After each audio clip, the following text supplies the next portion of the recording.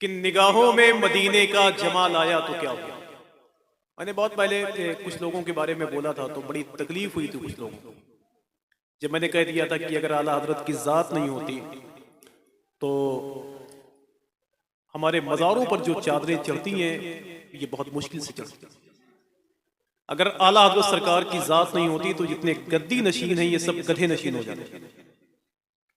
तो पूरे हिंदुस्तान के खानका वाले मुझे परेशान करके रखे हुए थे। अभी मैंने कुछ दिन पहले एक बात कह दी थी तो फिर लखनऊ में सब पुलिस चौकी में बैठे हुए थे, आपके खिलाफ केस करना है, आपने ये क्यों कह दिया कि झूठा है वो मक्कार है मौलाई नहीं, शियों का तरफदार है मौलाई नहीं है, सिद्दीक से अफजल जो कहे मौला अली को, अबे हैदर का वो गद्दार है मौलाई नहीं है। मैंने अकीदे अहले सुन्नत बयान किया भाई, मैंने अकीदे अहले सुन्नत बयान किया और यही अकीदे अहले सुन्नत, और आज की इस महफिल में खुल के कह दिया जा रहा है और जितने लोग मौजूद हैं उनकी जिम्मेदारी है। और जो लोग राफजियत के साथ हिंदुस्तान की महफिलों में शिरकत करते हैं या राफजियत ज़दा लोगों के साथ जलसे पढ़ते हैं, चाहे वो हमारी जमात के लोग हों, खतीब हों, शायर हों या नकीब हों, उनसे मैं अपनी बेजारी का इजहार भी करता हूं। ये फितना हिंदुस्तान भर में फैलता जा रहा है। आज खुल के कह दूं कि जो तरतीबे खिलाफत है वही तरतीबे फजीलत, और जो तरतीबे खिलाफत है वही तरतीबे फजीलत।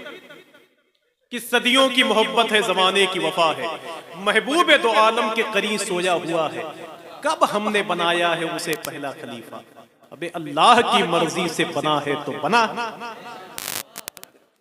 तुम परेशान हो, पागल होते जा रहे हो। नबी के कुर्बे खास में वही लोग लेटे हुए हैं कि नसीब देखिए सिद्दीक और उमर का जरा, वो लोग अब भी नबी के बगल में रहते हैं। कुत्ते की तरह आप भूखते हैं। वो नसीरुद्दीन शाह नसीर साहब कहते हैं कि लो मदीने की तजल्ली से लगाए उगजेगे, दिल को हम मतलए अनवार बनाए उगजेगे, और नाम सुनते ही अबू बकर उमर का मुझसे, अबे तू बिगड़ता है वो पहलू में सुनाए, तू बिगड़ता है वो पहलू में सुनाए उगजेगे। समझ? शियों की जमात का एक बहुत बड़ा खतीब था, वो तकरीर कर रहा था कि सिद्दीक उमर जबरदस्ती खलीफा बने। एक सुन्नी बैठा हुआ था तो उसने कहा कि हुजूर कि दाहिने और बाईं तरफ जो लेटे हुए हैं क्या वहां भी जबरदस्ती पहुंच गए थे क्या? तो कहा हाँ, वो लोग वहां भी जबरदस्ती दाखिल हो गए थे। तो सुन्नी ने कहा जाओ अपना काम करो, वो जन्नत में भी जबरदस्ती दाखिल हो जाए। मैं समझता हूं सर्वे के नाम पर हमारी खानकाहों को, हमारी मस्जिदों को जो टारगेट किया जा रहा है सर्वे के नाम पर, सही बात तो ये है कि ये शोर और शराबे से कुछ नहीं होगा, मुझे यकीन है फितने से कुछ नहीं होगा। मज़ारे ख्वाजा से आवाज आ रही है, मज़ारे ख्वाजा से आवाज आ रही है ही, ये मेरा मुल्क है, सर्वे से कुछ नहीं होगा। मैं तो बैठे बैठे एक शेर हाजी साहब को याद आ रहा है, और अयोध्या में भी खुल के आप कह सकते हैं कि निगाहों में मदीने का जमाल आया तो क्या हुआ। नंबर भाई इस शेर पे सुभान अल्लाह कह दीजिए, आपकी सेहतयाबी के लिए एक तावीज़ है।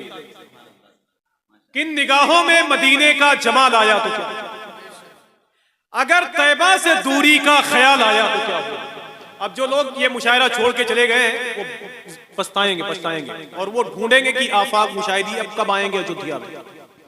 किन निगाहों में मदीने का जमाल आया तो क्या हुआ, अगर तैबा से दूरी का ख्याल आया तो क्या होगा।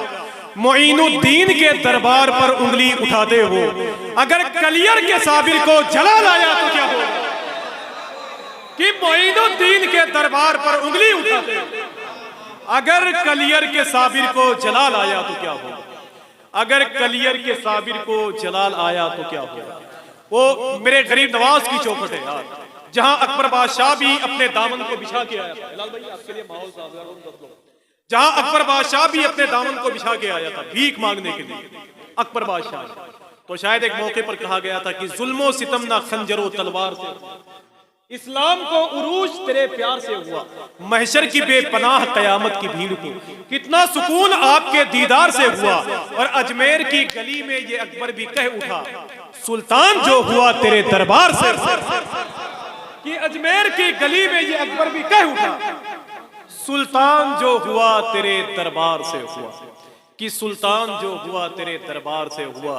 और आखिरी शेर हाथ जोड़ के पढ़ के जा रहा हूँ। हुजूर गरीब नवाज करम फरमाएंगे कि मुसीबतों में घिरा है जहान का सूरज, खुदा निकाल दे अमनो अमान का सूरज। मेरे हुजूर ने कह के जी भेजा भारत में, मेरा मुईन है हिंदुस्तान का सूरज। मैंने कभी अपनी